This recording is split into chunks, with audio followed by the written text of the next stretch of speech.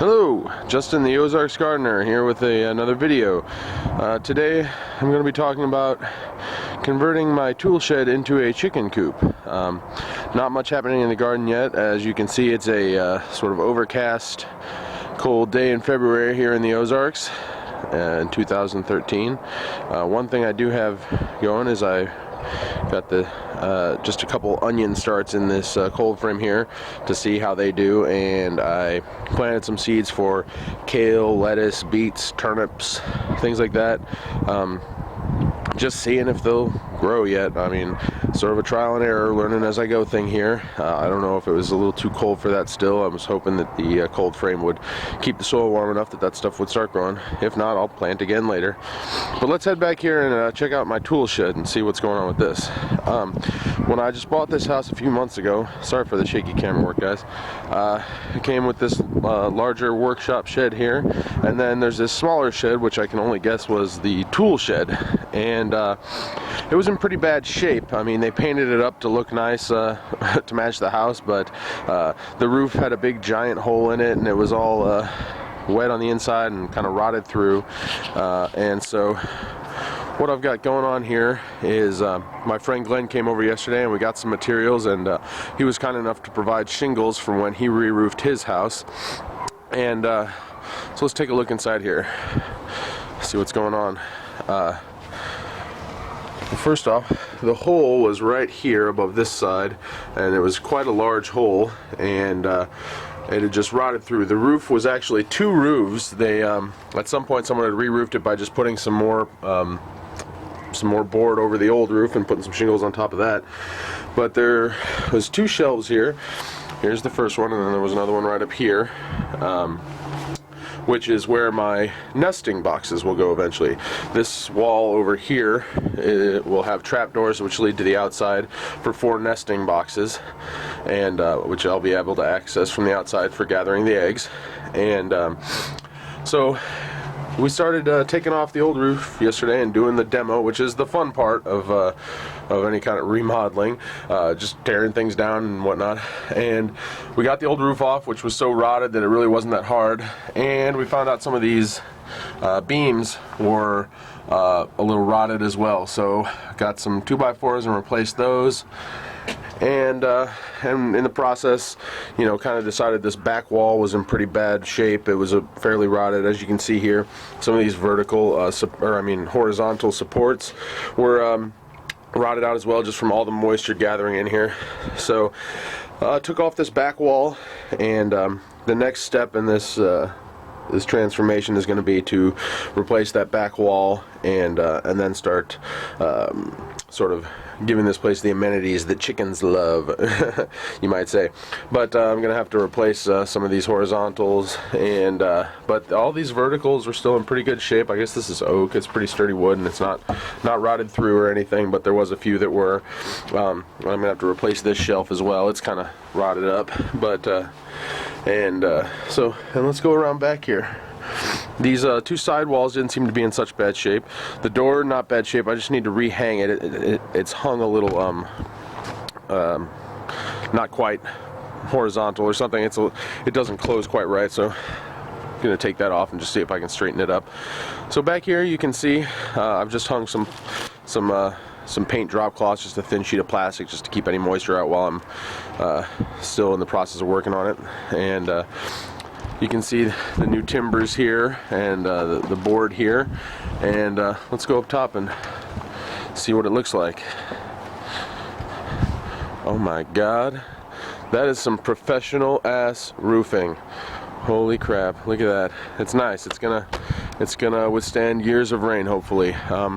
So pretty proud of that. It was a little bit of hard work. Glenn helped a lot because he had experience re-roofing his whole house, which he said is a huge pain in the ass and never to do it. But then, besides replacing that back wall, another thing I still have to do is going to trim, trim off the excess shingles and get it nice and flush. Sort of clip back all these roofing nails that are poking through here. And then going to put a little flashing around the edges here so water doesn't get in under the shingles and rot the roof from below. And then there'll be a large 2x4 kind of running along the front here, which is just sort of, I guess, for aesthetics really. But so other than that, structural elements which I'm going to change to make this chicken coop, for this tool shed into a chicken coop. Like I said, there will be a couple of hinged doors here which will pull down, which will allow me access into the nests to gather the lovely goodies. And then the main thing that's going to make this more chicken friendly is right here. I'm going to cut a door which will probably be a piece of wood in sort of a what's it called, a little groove on a string with a pulley, so that I can I can reach over here and grab a string or whatever. It'll probably run through a hole and inside and to the door, because I'll put the door on the inside, and then I can lift the door from out here to open it up for the chickens. And then extending out from here, I'm going to build a chicken run, which is just a large enclosed structure with chicken wire so that the chickens can come out and get out in the sun and peck and scratch and eat all the little bugs and stuff that they do, the things that chickens like to do. I'm probably going to put a little roof on part of the chicken run as well, so that what it is going to be a removable chicken run. It'll have wheels at one end, and I'll be able to remove it from the main coop and wheel it all about my yard. And what that does is it keeps them from totally destroying all the grass in this one area, which would then make it bad for them for pecking and scratching and eating bugs, because there won't be any bugs there.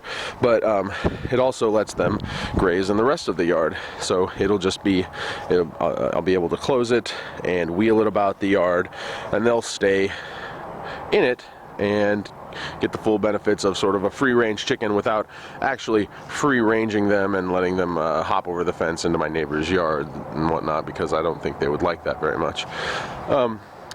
So yeah, that's sort of the full plans.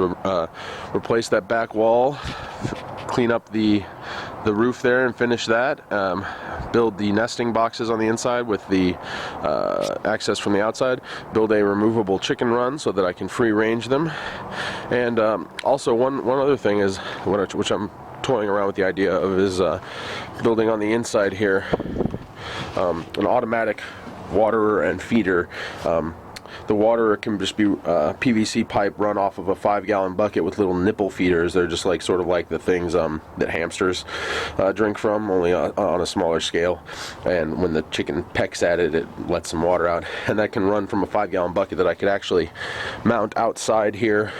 And in the wintertime, you can put a bird bath heater inside of it to keep the water from freezing, and that way I don't have to come out and water them every day. It'll, every few days or whatever, I have to make sure that they have water in there. And then you can build an automatic feeder out of PVC that just sort of works from a hopper full of chicken feed, and as they eat, more falls down and they just continue eating. And that way you don't have to come out and feed them every day. You just have to fill the thing up once in a while. And chickens will just eat as much as they require. There's not really a danger of overfeeding them. A great book, if you're looking into starting to raise some backyard chickens, or starting your homestead, is Story's Guide to Raising Chickens. Story Publishing has a lot of books about gardening and raising livestock and whatnot that they're really great. I mean, that's all Stories publishes, is things of that nature. So that's it for today. This is the first installment of converting my tool shed into a chicken coop. I'm going to take you guys along for the ride, and you can see the progress. And I'm hoping that I can get it done this year and get some chickens in this spring. It kind of depends on funds, how much money I've got to put into this, the time I have to put into this, and that all that's a factor in it. But I'm hoping to get it done this year. If not, I guess it'll wait till next spring, because you always want to get the spring chicken, I guess. But that's it for today. This is Justin, the Ozarks Gardener, signing off.